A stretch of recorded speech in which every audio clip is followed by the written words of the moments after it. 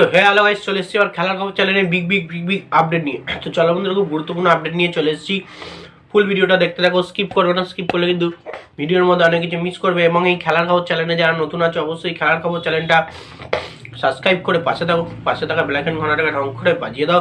বেশি বেশি লাইক এবং কমেন্ট করে দাও, যাতে মোটিভেট হয় তোমাদের এই খেলার খবর চ্যানেলে আমি ফার্স্ট আপডেট দিতে পারি। তো চলো বন্ধুরা, ফার্স্ট যে আপডেটটা নিয়ে কথা বলবো, খুব গুরুত্বপূর্ণ আপডেট তোমাদের শেয়ার করতে চলেছি ভিডিওর মধ্যে। খুব ফার্স্ট আপডেটটাই হচ্ছে এমবিএসজি শিবিরের কোচ সার্জিও লোবেরাকে নিয়ে।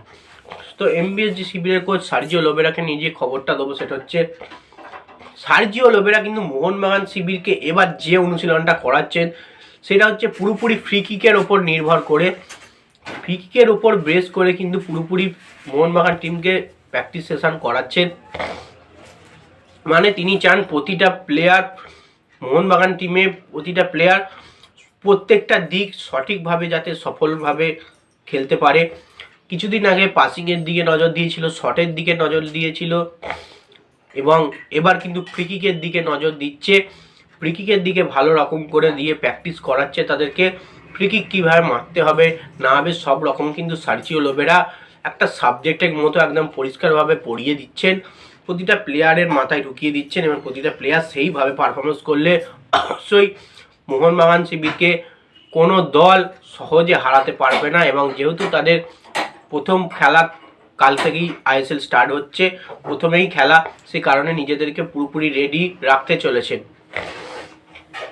তো নেক্সট যে আপডেটটা নিয়ে কথা হলো সেটা হচ্ছে খুব গুরুত্বপূর্ণ আপডেট, সেটা হচ্ছে এমবিএসজি শিবিরের প্লেয়ার সুয়েল ভাটকে নিয়ে।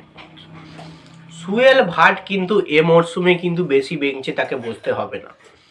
তো বেসিক্যালি কিন্তু সুয়েল ভাট যেভাবে পারফরমেন্স করেছে এ মরশুমে, আরএফডিএলেও যে সমস্ত ম্যাচগুলো হয়েছে সেখানে যেভাবে পারফরমেন্স করেছে, সেক্ষেত্রে কিন্তু সার্জিও লোবেরার পুরোপুরি গুড বুকে কিন্তু তিনি রয়েছেন সুয়েল ভাট। এবং সার্জিও লোবেরার গুড বুকে থাকা মানে তোমরা নিশ্চয়ই বুঝতে পারছো, মোহনবাগান শিবিরে যেহেতু সিনিয়র দলের যে কটা ম্যাচ আছে, প্রত্যেক কটা ম্যাচে তাকে প্লেইং 11-এ রাখার চেষ্টা করবে।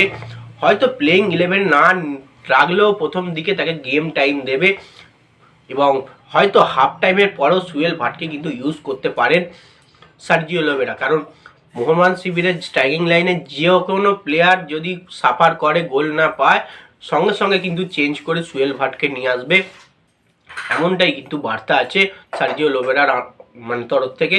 কারণ সুয়েল ভাটের মতো প্লেয়ারকে কোনো রকমই বসিয়ে রাখা যাবে না, তার থেকে যতটা পারফরমেন্স পাওয়া যায় ততটাই ভালো মোহনবাগান শিবিরের জন্য। তো সেক্ষেত্রে পুরোপুরি সুয়েল ভাট সার্জিও লোবেরার গুড বুকে। তো নেক্সট যে আপডেটটা নিয়ে কথা বলবো, খুব গুরুত্বপূর্ণ আপডেট, সেটা হচ্ছে ইস্ট বেঙ্গল এফসি শিবিরের প্লেয়ার কেভিন সিভিলিকে নিয়ে। কেভিন সিভিলিকে নিয়ে কিন্তু একটা দুঃসংবাদ কালকে কিন্তু তোমাদের আমি থাম্বনেলে লিখেছি। তো কেভিন সিভিলিকে নিয়ে যে খবরটা বেরিয়ে আসছে, প্রথম ইস্ট বেঙ্গলের 2 ম্যাচেস অ্যাবসেন্স থাকবে কেভিন সিভিলি। কেভিন সিভিলির কিছু প্রবলেম হয়েছে, কিছু চোট হতে পারে, বা কিছু ক্রিটিক্যাল কোনো অবস্থার জন্যে 2টো ম্যাচ কিন্তু খেলবে না। শিওর 3 নম্বর ম্যাচ থেকে তোমরা ইস্ট বেঙ্গল এফসি শিবিরে কেভিন সিভিলিকে পেয়ে যাবে। তো সেক্ষেত্রে এটা তোমাদের কনফার্ম আপডেট হিসেবে জানিয়ে দিই, কেভিন সিভিলি কিন্তু ইস্ট বেঙ্গল এফসি শিবিরের প্রথম 2 ম্যাচ মিস করবে। এবং কেভিন সিভিলি যে জায়গায় খেলে, যেভাবে পারফরমেন্স করে, ডিফেন্স করে, সেই ধরনের পারফরমেন্স এবং ডিফেন্স ইস্ট বেঙ্গল এফসি শিবিরের যতই প্লেয়ার থাকুক, কেভিন সিভিলের মতো পারফরমেন্স দিতে কিন্তু পারবে না, একদম কনফার্ম, এটা আমি বলে দিতে পারি। তো 2টো ম্যাচ কিন্তু প্রচুর পরিমাণে চাপের মধ্যে থাকবে ইস্ট বেঙ্গল এফসি শিবির।